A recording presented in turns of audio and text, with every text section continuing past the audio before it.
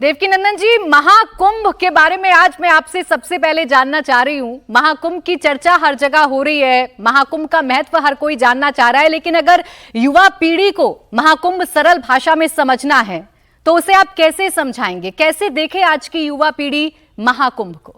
देखिए, आज के युवा पीढ़ी को अगर महाकुंभ के विषय में जानना है तो ये समझ लीजिए, कम दे के ज्यादा का प्रॉफिट पा लेना ही महाकुंभ है।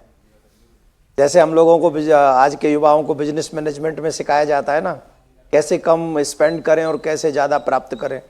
द सेम थिंग कि जब कुंभ आता है प्रयागराज में, तो स्कंद पुराण में इसका प्रमाण आया है।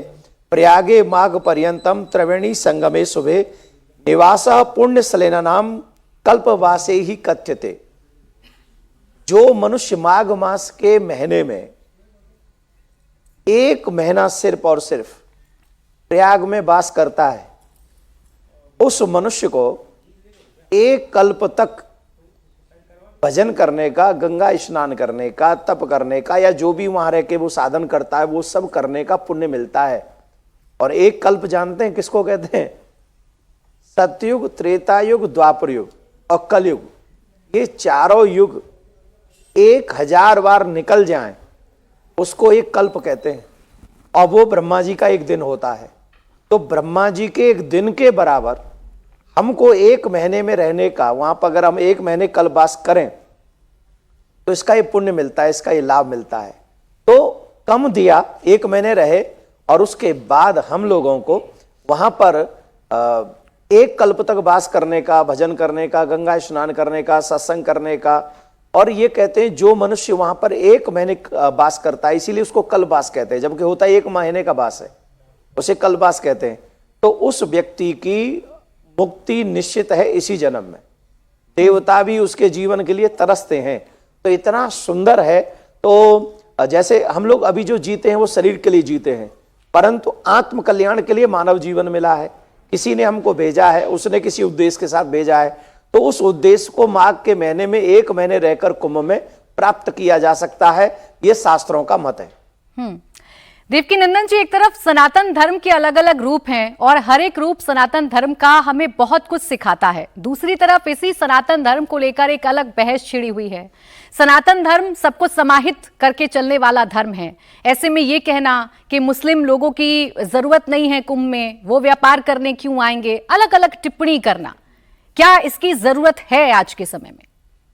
बिल्कुल आवश्यकता है, बिल्कुल। और ये ईमानदारी से आवश्यकता है। हम लोग उनको कभी भी नहीं रोकते हैं जो हमारी पूजा पद्धति में विघ्न नहीं डालना चाहते। हमने कभी नहीं कहा कि क्रिश्चियन भाई नहीं आ सकते, हमने कभी नहीं कहा कि विदेशी नहीं आ सकते। हम तो कहते सब आओ। पर जिन मनुष्यों को ये उद्देश्य बन गया हो, लक्ष्य बन गया हो कि हमें मंदिर तोड़ने, हमें हिंदुओं की बहन बेटियों का वो जो है अपमान करना है, या हम लोग जाके मूत्र विसर्जन करेंगे, हम लोग जाके थूकेंगे, तो ये सब जानने के बाद में, देखो जब तक पता नहीं था तब तक सब लोग सोचते हैं, पर जानबूझ के कहते हैं ना, आंखों देखी माखी तो नहीं निगली जाती। हमसे मत पूछिए कि क्यों रोका जा रहा है, उनसे ये पूछिए कि आपने ऐसा क्या कर दिया कि आपको अब मना किया। इससे पहले कभी मना नहीं किया। कितने कुंभ हो गए, मंदिरों में कभी मना नहीं किया गया, जिसे आना है आइए। लेकिन अब क्यों मना किया जा रहा है? क्योंकि टारगेट उद्देश्य समझ में आ रहे हैं, वो वीडियोज सामने आ रहे हैं। भाई आप हमसे पूछते हैं या कोई भी हिंदू लोग जगत हिंदू गुरुओं से पूछते हैं या धर्माचार्यों से पूछते हैं, अच्छी बात है, पूछना चाहिए। पर कोई एक बार तो जाके मौलानाओं से पूछे, उनके धर्म गुरुओं से पूछे कि ये स्थिति आई क्यों, उनको मना क्यों किया जा रहा है। हमारे धर्म में भी धर्मो रक्षति रक्षितः, धर्म की रक्षा करने वाले की धर्म रक्षा करता है। धर्मो हतो हतोहन्ति, जो धर्म की हत्या करे। महाभारत का युद्ध किसके लिए हुआ था?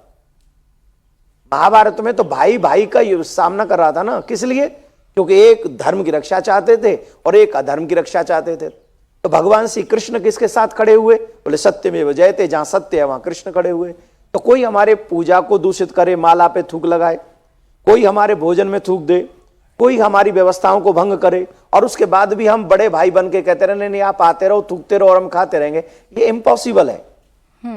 ये इम्पॉसिबल है, कोई नहीं सोच सकता प्राची जी ऐसा मैं मानता हूं। तो उनसे एक बार जरूर पूछना चाहिए।